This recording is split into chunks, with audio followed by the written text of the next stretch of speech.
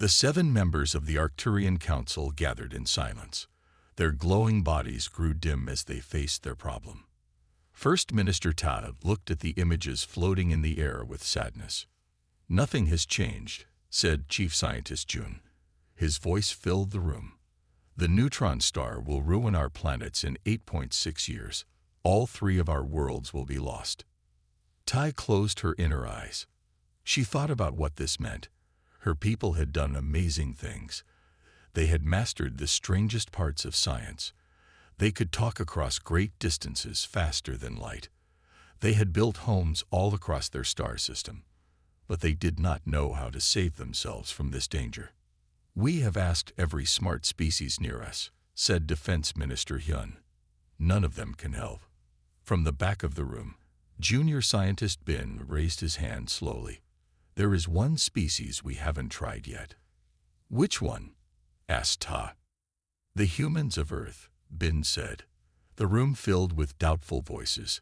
Everyone knew humans were wild and fought too much. Their tools and machines were simple compared to most space travelers. "Their technology is hundreds of years behind ours," Jun said with scorn. "Yes," Bin agreed, "but they solve problems in different ways. Their history of always facing danger has made them think in special ways." The council talked for many hours. In the end, fear of dying won. With no other choices left, they agreed to send a message to Earth. They did not expect the humans would answer or help. The message traveled through space, carrying the map that showed their problem.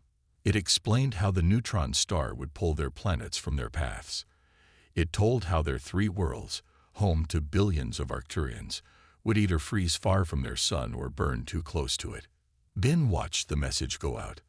Despite what the others thought, he felt hope.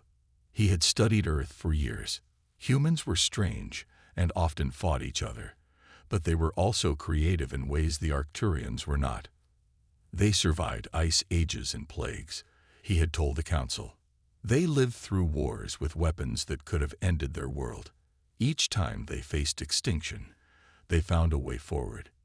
The others had not been convinced. If they are so clever, why do they still fight over resources? Asked Minister Dole, who managed their food systems. Why have they polluted their only planet? Their flaws and their strengths come from the same place, Bin had answered. They try new things. They take risks. Sometimes this leads to disaster, but other times it saves them. Now the message was sent. All they could do was wait. Days passed, then weeks. The council met daily to check if any response had come. Each time, they left disappointed. Ta began to plan for evacuation, though she knew it was hopeless.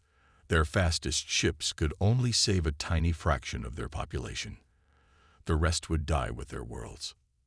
Jun worked with his team to find any solution they might have missed.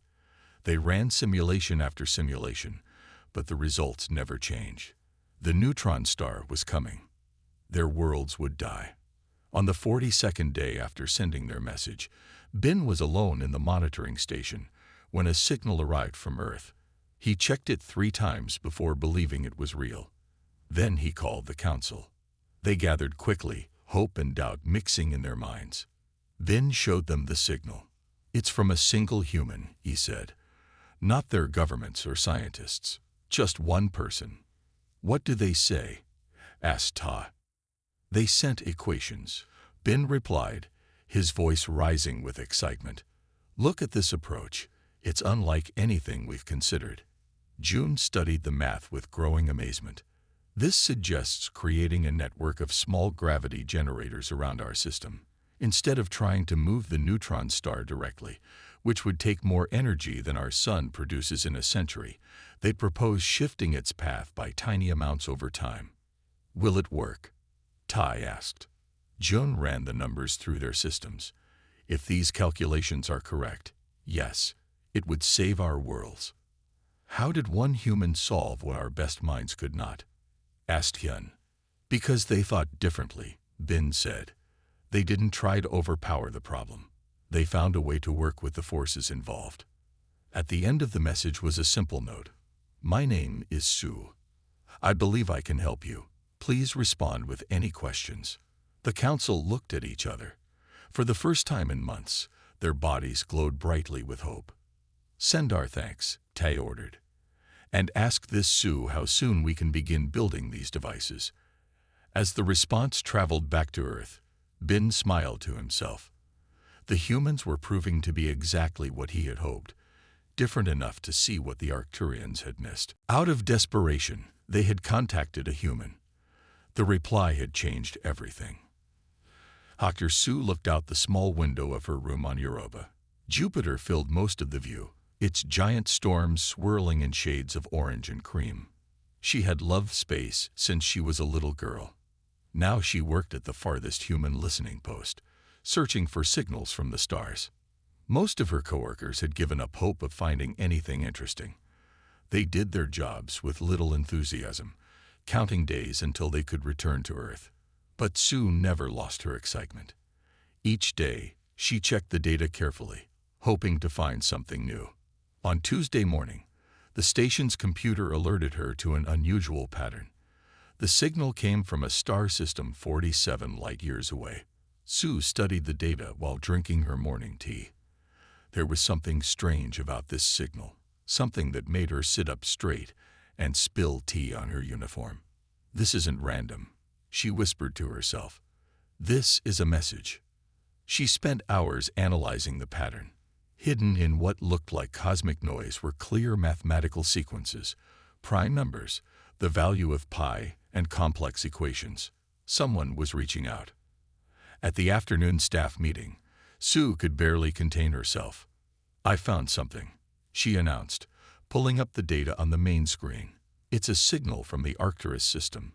It contains mathematical sequences that couldn't occur naturally." Director Park, a tall man with tired eyes, barely looked at the screen. "It's noise, Dr. Sue. We get these anomalies all the time." "No, sir," Sue insisted. "Look at these sequences. They repeat in patterns that show intelligence. This is first contact." The 6 other scientists in the room shifted uncomfortably. One of them, Dr. Gill, squinted at the data. "I don't see it," he said. "Looks like standard radiation patterns to me." Director Park sighed. Even if it were a signal, proper protocols require months of verification before any response. We would need to inform Earth Command and wait for instructions. We don't just answer random space calls. The meeting moved on to other topics, but Sue couldn't focus. She knew what she had found. She was certain. That night, alone in her small quarters, Sue pulled up the signal again on her personal computer. She dug deeper into the data, searching for meaning in the mathematical patterns. After 3 hours, she gasped. The equations weren't just saying hello. They described a crisis, a neutron star approaching their system. The message showed orbital calculations and gravitational forces. It showed 3 planets that would soon be pulled from their safe paths around their sun. "They're asking for help," Sue whispered. She recognized the problem immediately. During her years studying at Seoul University, she had developed theories about manipulating gravitational fields. Her professors had laughed at her ideas. "Too speculative," they said. "Not grounded in practical physics." She had barely passed her final exams. Now, looking at the Arcturian problem, she saw how her theories could work. The aliens had tried to solve their problem with brute force, trying to move or stop the neutron star directly. But Sue's approach was different. She had always believed in working with natural forces rather than against them. Sue paced her small room, thinking hard. She should follow protocol. She should wait for Earth Command to verify the signal and form a response team of senior scientists. That process would take months. But the message had already traveled 47 years to reach them. How much time did the Arcturians have left? She made her decision. Sitting at her computer, Sue began composing a response. She explained her theory of creating small gravity generators at strategic points around their system. Instead of trying to stop the neutron star, her plan would nudge it just slightly, just enough to miss their planets. She included detailed equations and instructions for building the needed devices. She tested her math 3 times before being satisfied. At 3:42 a.m. station time, Sue took a deep breath and sent her message. It would take 47 years to reach the Arcturians. She hoped it wouldn't be too late. As she pressed the send button, she knew she had just broken the most important rule in the Earth Space Protocol. No unauthorized contact with potential alien intelligence. Sue deleted the record of her transmission from the main system, but she knew the truth would come out eventually. All transmissions were logged by Earth's deep space network. Someone would notice. She climbed into bed but couldn't sleep. She had either just helped save an entire civilization or ruined her career for nothing. Perhaps both. Outside her window, Jupiter continued its slow turn. The red spot, a storm that had raged for hundreds of years, came into view. Sue watched it until her eyes grew heavy. Before falling asleep, she whispered, "Please let them hear me." Ben was checking the monitoring equipment when the alert sounded. A new signal had arrived, coming from the direction of Earth. His heart beat faster as he called to his assistant. "Look at this." A response from Earth. The young assistant rushed over, her light form glowing with excitement. "So soon. We only sent our message 14 days ago." Ben studied the signal pattern. It's focused directly at us. This is no accident. They heard us, and they answered. Word spread quickly through the Arcturian capital.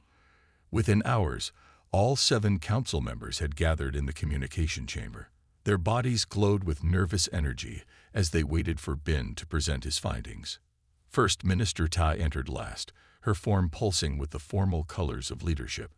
"What have the humans said? Do they understand our situation?" Ben connected his data pad to the main display.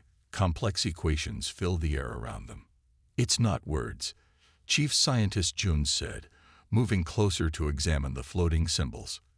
"It's equations, gravitational formulas I've never seen before."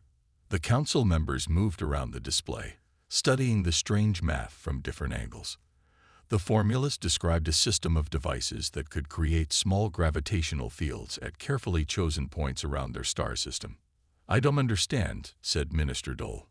"How would this help us?" June was quiet for a long moment, his inner eyes rapidly calculating. "It's brilliant," he finally whispered. "Instead of trying to stop or redirect the neutron star all at once, these devices would create a network of small pulls. Over time, they would change the star's path by tiny amounts, just enough to miss our system." "Would that work?" Tai asked. Jung ran the numbers through his neural calculator. "Yes. According to these equations, it would change the star's course by 0.47 degrees. That's all we need." "Who sent this?" Tai asked. Ben pointed to a simple text message that followed the equations. "My name is Sue. I believe I can help you." "One human," Defense Minister Hyun said with disbelief. "Not their government or science team." "How could a single human develop theory beyond our understanding?" asked Minister Kwon, who oversaw education.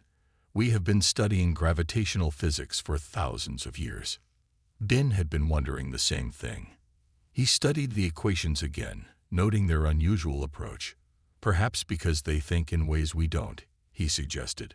"Look at how these formulas work with the natural forces instead of fighting against them. The humans evolved through constant threats and changes. Their history is full of disasters they had to overcome. Our civilization has known peace for 10,000 years. Could that make such a difference?" asked Ta. "Consider how they solve problems," Bin said. "When faced with something too powerful to fight directly, they find ways to work around it. Our approach has always been to use our technology to overpower problems." The council talked through the night. Some members worried it was a trick or that the human math contained errors. Others argued they should wait and seek a second opinion from other species. "We don't have time," Jun reminded them. "Building these devices will take years. The neutron star won't wait." As the first light of their sun touched the capital city, Todd called for a decision. "We have nothing to lose," she said. "If the humans' plan fails, we are no worse off than we are now. But if it works, our people will live." The vote was unanimous. They would trust the human named Sue. "Send a reply," Tate ordered. Ask for more details about building these devices, and send our thanks." As the others left, Ben stayed behind, studying the elegant equations once more. He had always been fascinated by humans, but never imagined they might save his civilization. Perhaps, he thought, we have underestimated them all along. Later that day, Joan presented the humans' plan to the Science Academy. At first, the senior scientists reacted with doubt and even anger. "These principles contradict our established theories," one old professor complained. "Yet the math is sound," Joan replied. "I've checked it myself." A young scientist named Mira raised her hand. "I think I understand why we didn't see this solution. We've always tried to solve problems with single, powerful actions. This human approach uses many small influences working together over time." Slowly, the Academy members began to see the beauty in Sue's solution. It was efficient, using far less energy than their own failed plans. By the end of the day, teams were already forming to design the gravitational anchors. That night, Ben sent a personal message to Earth, separate from the official response. "Thank you, Sue," he wrote. "Your different way of thinking may have saved billions of lives. I would like to learn more about how humans see the universe." He sent the message knowing it would take years to reach Earth, and years more for any reply to return. But for the first time since the neutron star was discovered, the Arcturians had time. They had hope. Sue was surprised when the Arcturians responded so quickly. She had expected to wait decades, but the aliens had technology humans could only dream about. They used quantum communication that worked faster than light. Now Sue could talk to them every day, helping them build the devices that might save their worlds. The Arcturians sent her detailed information about their star system. Sue worked late every night, refining her plans to fit their exact situation. She made small changes to improve the design of the gravity anchors.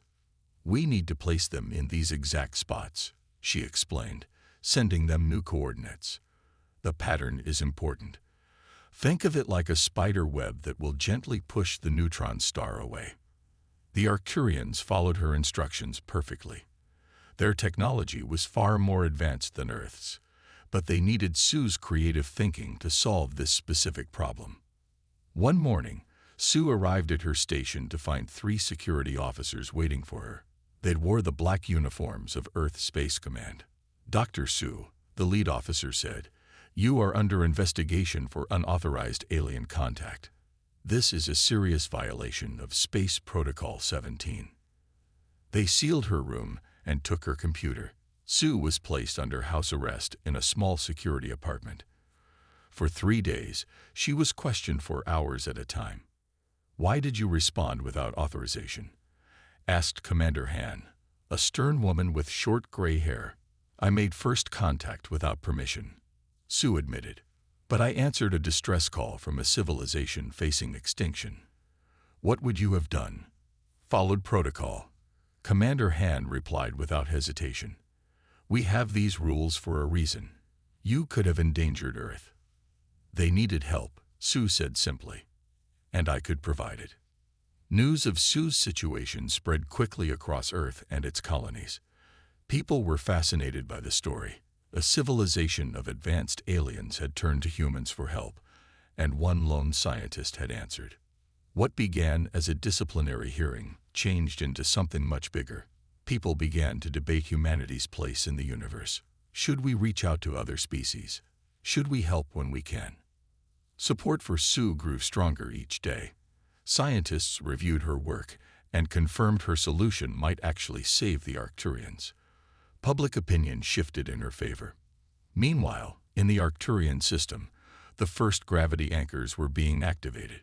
Chief Scientist Jun personally oversaw the test of the first device. He watched nervously as the power levels rose. "Activation complete," announced his assistant. "The gravity field is stable." For a moment, nothing seemed to happen. Then their sensors detected the tiniest change in the neutron star's path.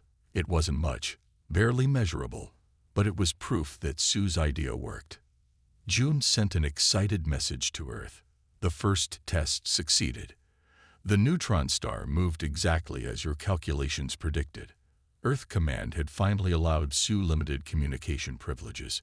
When she received June's message, she smiled for the first time in weeks. As more gravity anchors came online, the effect grew stronger. The Arcturians built faster than they ever had before, racing against time.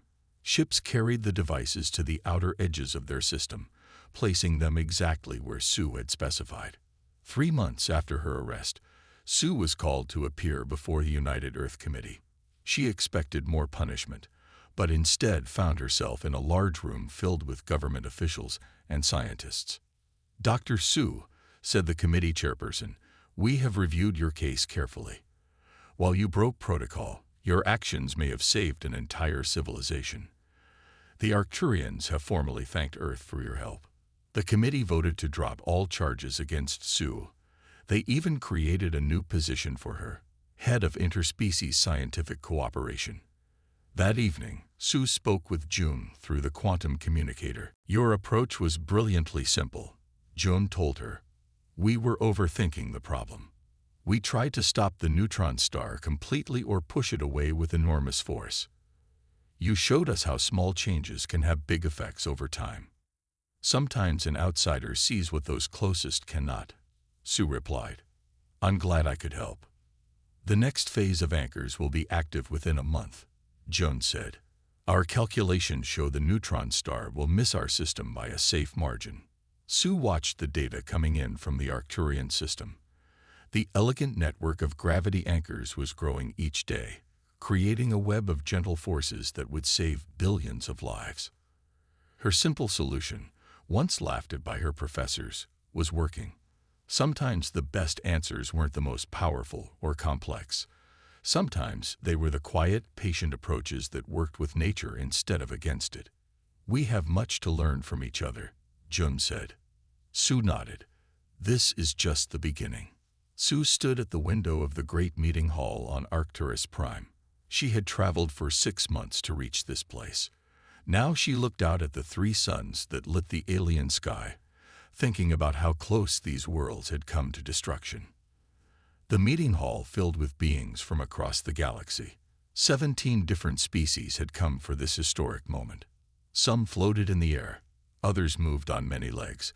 A few stayed in special tanks filled with their home gases.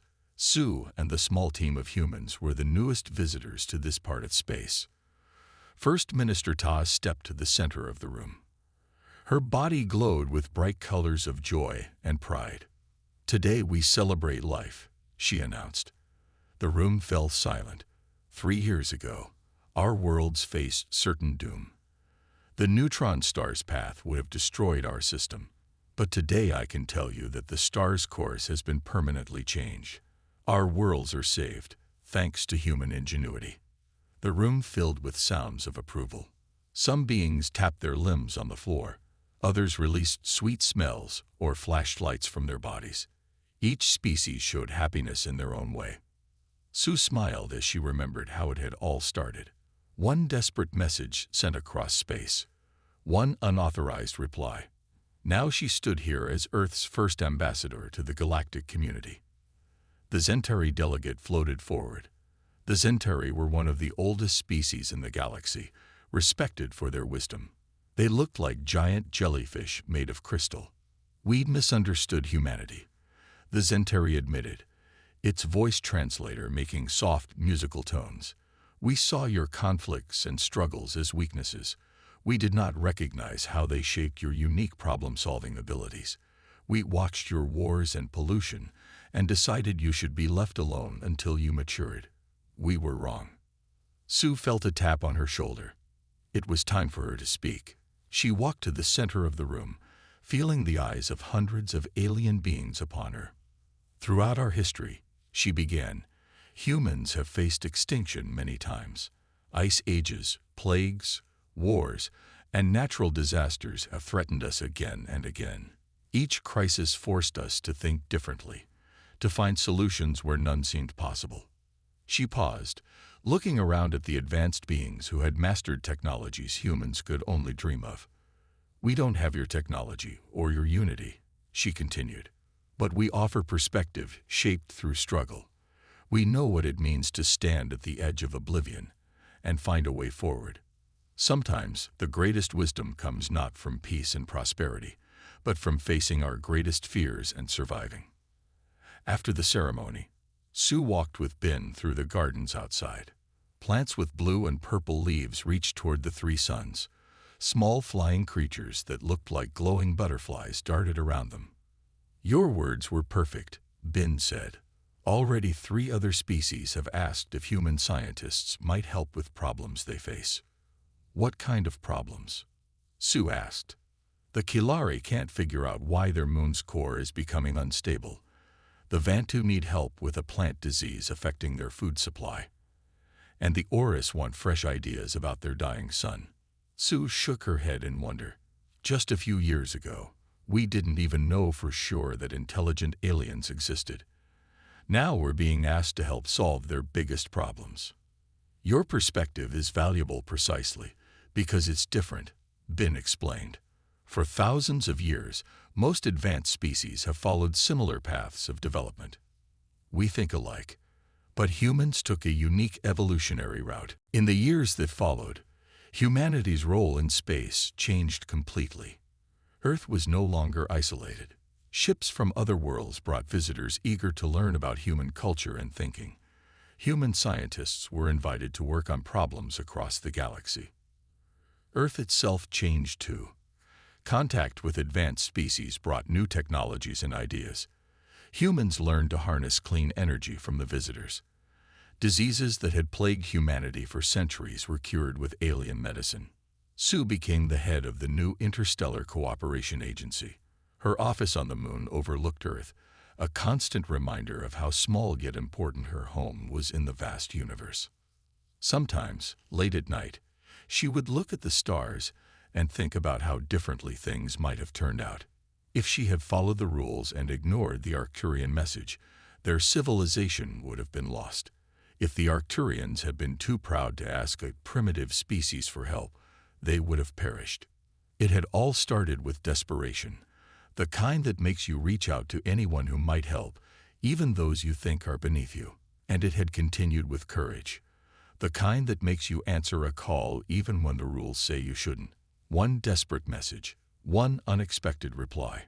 Together they had changed not just the path of a neutron star, but the destiny of multiple civilizations. Now when new species were discovered, they weren't judged by their technology or their unity. They were valued for their unique perspectives and the different ways they saw the universe. That was Sue's greatest legacy, not just saving the Arcturians, but helping the galaxy understand that sometimes the most valuable insights come from those we least expect to help us.